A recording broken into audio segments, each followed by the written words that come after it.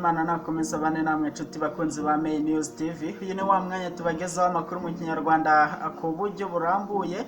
Turi ku tariki 17 kwezi kwa gatatu mwaka w'ibihumbi 2024.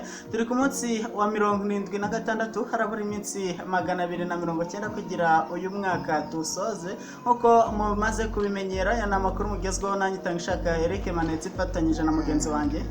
Si your journalist, peacemaker, promoter, motivator, educator, indicator, newsmaker, locator, estimator, provider, ndetse na troublemaker. Ngaho nuwo ni mugenzi wanjye turi kumwe muri aya makuru. Muri aya makuru tubafitiye ubusobanuro bw'amazina, tubafitiye inama z'umunsi, tubafitiye n'inkuru zidasanzwe. Peacemaker waduteguriye iki? Amakuru yo ahari ni menshi cyane. Turababwira mu makuru ya entertainment cyangwa se amakuru ya showbiz. Turababwira ko umuhanzi Karufani uramuzi?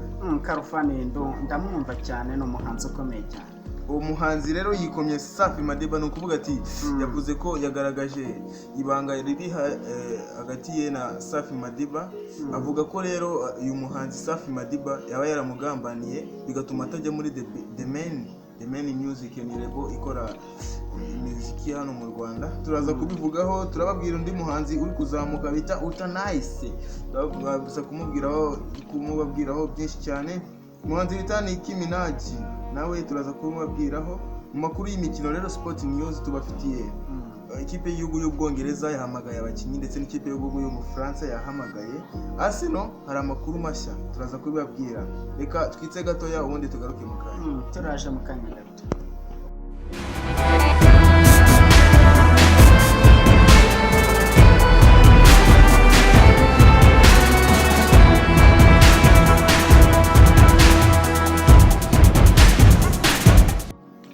Twongeye kubaha ikaze mu makuru yacu nkuko twatumaze kubibabwira mu ngingo z'ingenzi. Uyu munsi twabateguriye ubusobanuro bw'izina Dania ndetse n'izina Era. Aya mazina asobanura iki?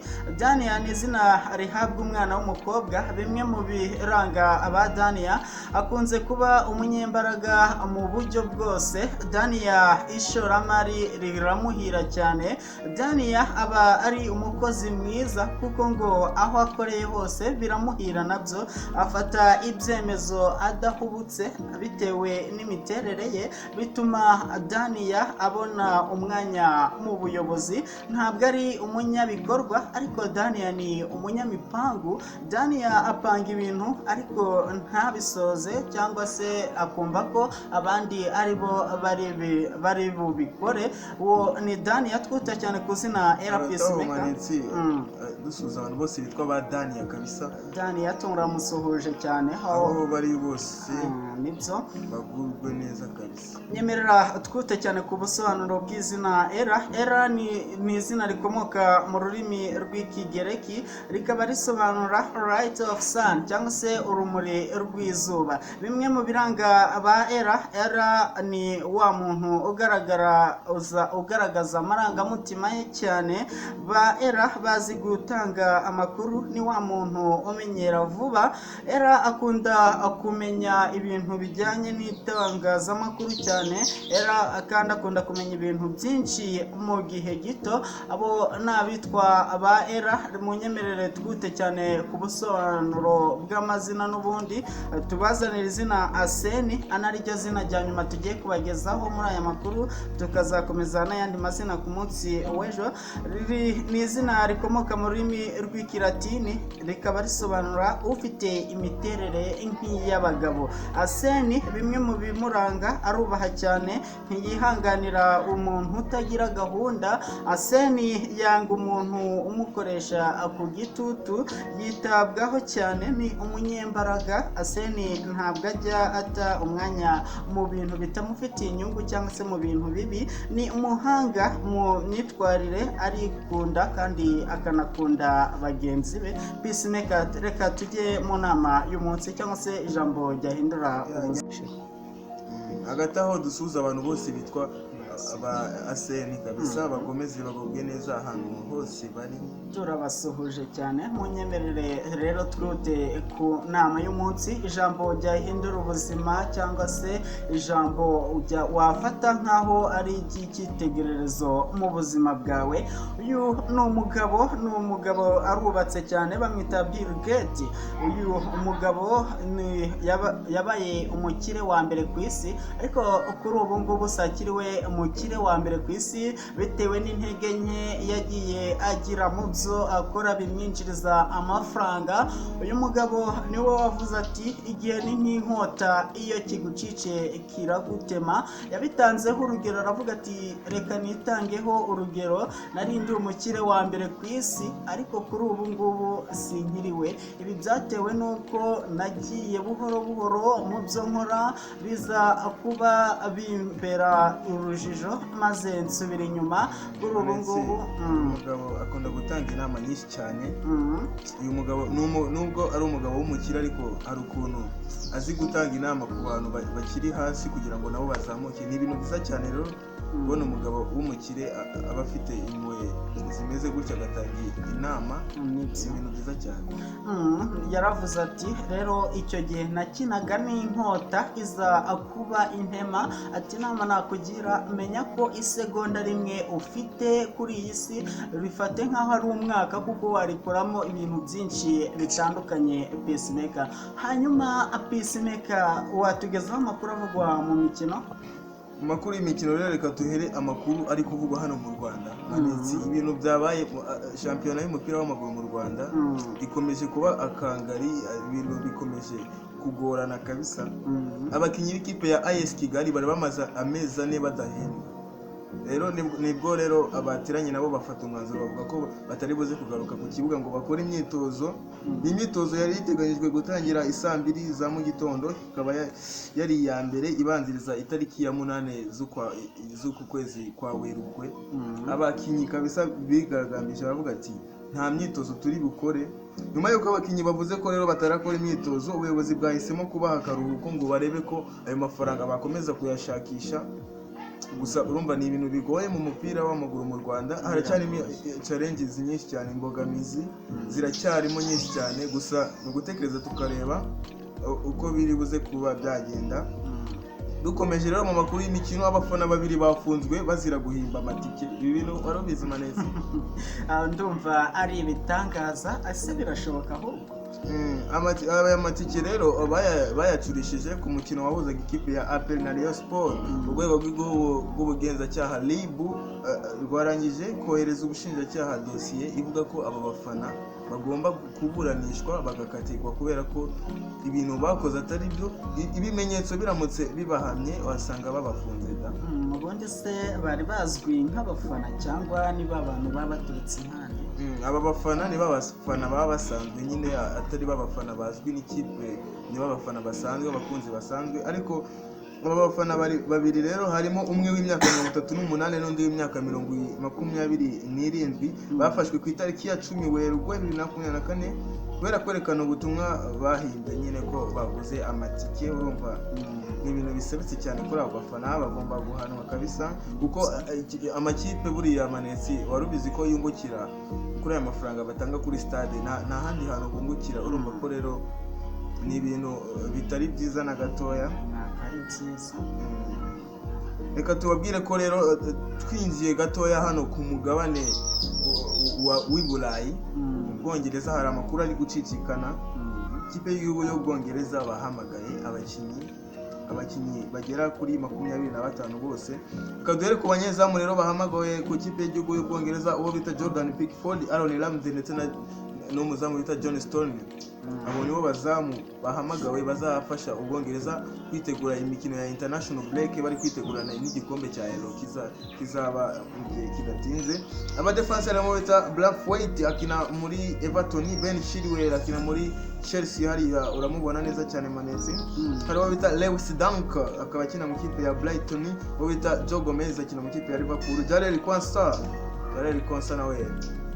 Konsa akaba akina mu ikipe ya Aston Villa kabisa ameze neza. Uwo bita Harry Maguire araryoshye neza cyane mu kipe ya Manchester United. John Stones mu kipe ya Manchester City ndetse na Kyle Walker tabona aba defenseurs, aba midfielders cyangwa se abakinyi bakina hagati, aba mediateurs, aba twita aba mediateurs mu Gifaransa, harimo bita Declan Rice, Jordan Henderson, Colo Gallagher na Madison ndetse no bita Jude Bellingham mu kipe ya Real Madrid araza gufasha ikipe. Abakinyi b'imbere rero harimo bita Jarrod Boy, akazuba bita Phil Foden, Anthony Gordon wa Newcastle, Harry Kane wa Bayern Munich, akazuba bita Cole Palmer ndetse no bita Rashford, Saka, Ivan Toney hariya muri Brentford araryoshye, Oli Watkins ndetse nawe arahabaye neza cyane. Manetse aba bakinyi urabavuga iki? Abo bakinyi icyo nabavugaho gusa bwo nubwo bamwe na bamwe ntabazi kuko ibintu by'imikino urabizi ntabwo ari ibyanjye, ariko gusa bwo numvishe bapanze neza cyane. Aba bakinyi rero nibo bari buze gufasha ikipe y'igihugu y'Ubwongereza mu kwitegura imikino ya international break. Reka tunyarukire hariya mu Bufaransa rero. Mu Bufaransa ikinyamakuru L'Equipe cyafashe amakaramu kirandika, bavuga ko rero ikipe y'igihugu y'Ubufaransa uwo bita Didier Deschamps yahamagaye abakinyi bakurikira. Ikipe y'igihugu y'Ubufaransa rero nayo yahisemo guhamagara abakinyi bazayifasha muri international break. Murabizi ko muri iki cyumweru nta mikino myinshi dufitemo kubera ko international break zigiye kuba bitewe nuko abenshi bari no kwitegura iyi elo igiye kuzaba. Reka turebe ko rero kubazamu bita Alphonse Areola akina muri West Ham, Mike Menya AC Milan, Brice Samba akina mu kipe ya Lens. Nibo bazamu rero babashwe kuba bahamagarwa ku ruhande rw'ikipe y'igihugu y'Ubufaransa. Abadefenseurs rero bita Jonathan Klaus akina mu kipe ya Marseille, Lucas Hernandez Paris Saint-Germain, Theo Hernandez akina mu kipe ya AC Milan. Abangaba nkubwira ko banavukana baravukana ariko bose bahamagarwa mu kipe y'igihugu. Bita Ibrahima Konate akina mu kipe ya Liverpool, Jules Koundé ikipe ya Barcelona, Benjamin Pavard akina mu kipe ya Inter Milan, William Saliba akina mu kipe ya Arsenal de Gunners, Dayot Upamecano akina mu kipe ya Bayern Munich. Abo nibo badefenseurs babashe kuba bahamagarwa. Reka twinjire rero ku ba mediateurs bahamagawe. Harimo bita Eduardo Camavinga akina mu kipe ya Real Madrid, Youssouf Fofana akina mu kipe ya Monaco, Adrien Rabiot akina mu kipe ya Juventus, umusore uyimazemo igihe kinini cyane, Aurelien Tchouameni akina mu kipe ya Real Madrid niyo akinira, Warren Zaïre-Emery akina ikipe ya PSG. Hanyuma ku bakinyi rero b'imbere hariho bita Ousmane Dembele akina mu kipe ya Paris Saint-Germain, Moussa Diaby akina ikipe ya Aston Villa, Olivier Giroud akina ikipe ya AC Milan, Antoine Griezmann akina ikipe ya Atletico Madrid, bita Landry Colomwani akina ikipe rero y'igihugu y'Ubufaransa. Ntabwo yari kugenda isize umukinyi bita Marcus Thuram wo mu ikipe ya Inter Milan. Eric uyu mukinyi bamubuze byinshi ariko n'umukinyi ngiye nkunda cyane, n'umukinyi ufite ubushobozi buhambaye. Reka tunyarukire rero mu gihugu cy'Ubwongereza. Ikipe ya Manchester United ifitanye umukino n'ikipe ya Liverpool ku munsi w'ejo. N'umukino rero wo muri FA Cup, abantu bataza kugira ni Premier League, n'umukino wo muri FA Cup. Uyu mukino rero ubonete Manetse ni ikipe uhamahirwe Manchester United ndetse na Liverpool. Amahirwe ndayaha Manchester United kuko ndikumvira kugenda neza muri ibi bihe, nubwo byari bimaze igihe itameze neza. Byari bimaze igihe itameze neza ariko muri iyi minsi isa naho yisubiyeho. Reka rero twumve amagambo umutoza Ten Hag yatangaje mbere yuko uyu mukino uba. Hanyuma Manetse reka abari ku buhanga bw'ibyuma badufashe badushiremo video. It's yes, some games are bigger than others, that's definitely, and I think Manchester United Liverpool, that's always a big game, but especially when it's quarter-final FA Cup. We're really looking forward. It's a special game, absolutely. Uyu mutoza yavuze ati imikino imwe n'imwe aba ari imikino ikomeye, byanze bikunze uyu mukino ni umukino ukomeye cyane cyane ko ari kimwe cya kane cya FA Cup. Turi kureba iby'imbere cyane ko dushaka gukomeza gutsinda. Manetse uyu mutoza nibi yavuze kuri uyu mukino.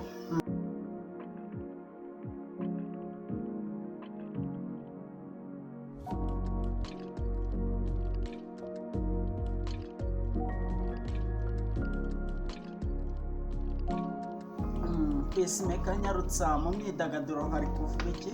umuhanzi Karufani mu Rwanda niho turi buhere, yavuze ko kuba ataragiye muri The Main Music byatewe n'umuhanzi bita Safi Madiba, muramuzi, ushobora kuba waramutwaye umwanya, kuko ngo uyu Karufani yari yaramaze kuvugana n'uwo bita BABBLO ari we nyiri The Main Music, baramaze kuvugana akamwemerera ko azamuzana muri iyi lebo, ariko byaje kurangira atagaragaye muri iyi lebo. Urumva ko rero ibintu yagaragaje bitari na byiza na gatoya.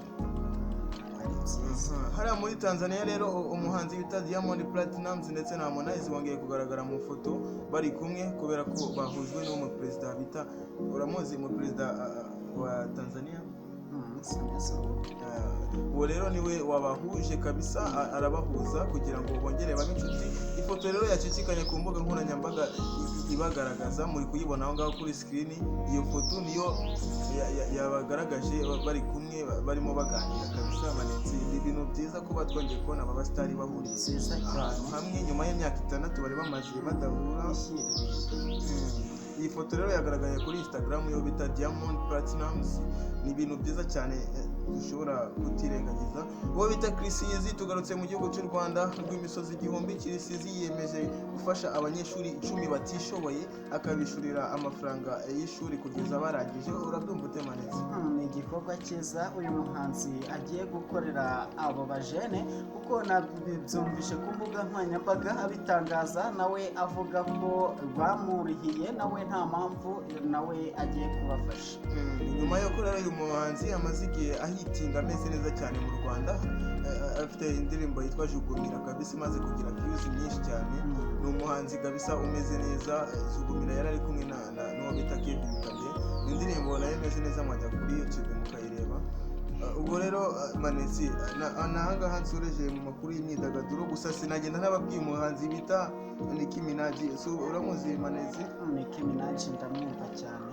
Uyu Nicki Minaj rero ni uwo muri Amerika, akaba yashimiye umuntu bita Lil Wayne wamugejeje mu muziki. Yavuze ati Lil Wayne niwe wafashe akaboko, afata abandi bantu batanyizera anzana mu muziki. Ni ibintu byiza cyane. Umuhanzi rero bita Utanice ni umunyarwanda umeze neza cyane, afite indirimbo n'uwo bita Mistake, ni indirimbo nshyashya imeze neza. Ni umuhanzi uri kuzamuka, ni umukobwa umeze neza uri kuzamuka. Utanice kabisa mwajyaho mukamureba, abantu bakajya gustokinga bakareba uko bimeze. Manezi udufitiye iki? Twihute cyane mu nkuru zidasanzwe. Inkuru mbafitiye Peacemaker kuri uyu munsi iratangaje, ariko nta nubwo isanzwe. Umugabo mu Bwongereza yagiye avuye ku kazi, yinjira mu cyumba asanga umwana mu buriri yiyoroshe. Uyu mugabo yinjiye mu cyumba, niko kubona umwana yijaganya ku buriri, ahita ahindukira ajya kuzana ikibando.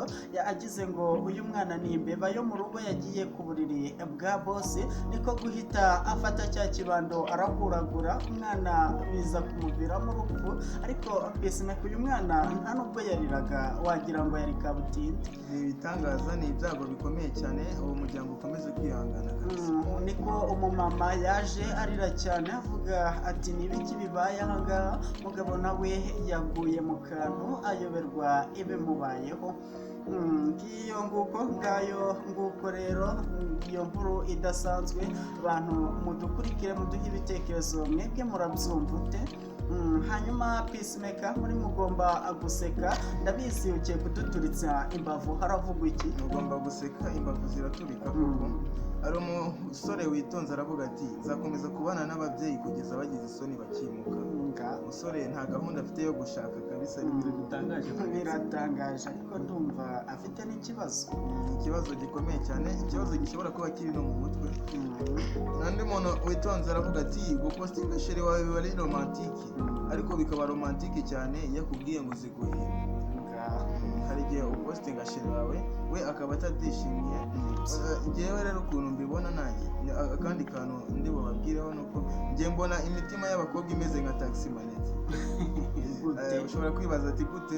Wowe inzira nawe tugende, nta rimwe nawe jyamo mwegerane, usigaye imyanya ibiri. abakobwa urumva bameze nka twegerane, iyo afite umusheri ntiyita ko amufite, yumva ko yagenda asukaho abandi benshi cyane. Manetse hari ikintu wadusigarije?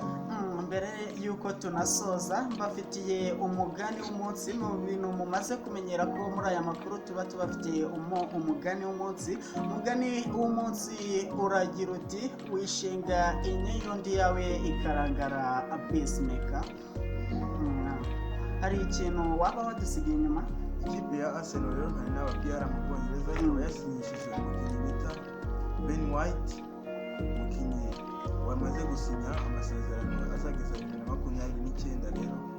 Ni ibintu byiza cyane ku kipe ya Arsenal. Hanyuma ikipe ya Arsenal irashaka gusinyisha umukinnyi bita David Raya, umuzamu wabo, amasezerano azageza muri 2029, ariko ibyo bikazaba muri iyi sama igiye kuza. Ibintu byiza cyane rero ku kipe ya Arsenal. Abakunzi bayo bashobora gukomeza kumenya ko ikipe yabo igiye gukomeza kumera neza cyane, ko uyu muzamu wabo wari we wabagejeje muri 1/4 cya Champions League. Nitwagenda tutababwiye ko rero Champions League baratomboye. Manetse imise mbyibuka kabisa, abakunzi bacu nabo twagenda tutababwiye ko baratomboye byagenze. Champions League rero baratomboye. Ikipe ya Arsenal izahura n'ikipe ya Bayern Munich, azaba ari kuri tariki 9. Ikipe ya Manchester City ndetse n'ikipe ya Real Madrid nabyo byaratomboranye. Ikipe ya FC Barcelona yatomboye ikipe ya Paris Saint-Germain. Ikipe ya FC Barcelona niyo izakira umukino ubanza. Hanyuma ikipe ya Atletico Madrid ndetse n'ikipe ya Dortmund nabyo bizahura. Manesi urakoze kandi ushimire cyane. Asasa na peacemaker. Urakoze cyane Manesi. Wagize neza. Mwari kumwe nanjye Tanisha Kereke Banetse na Fadri mfatanyije na mugenzi wanjye. Is your journalist, promoter, peacemaker, motivator, educator, indicator, newsmaker, locator, estimator, provider, ndetse na troublemaker.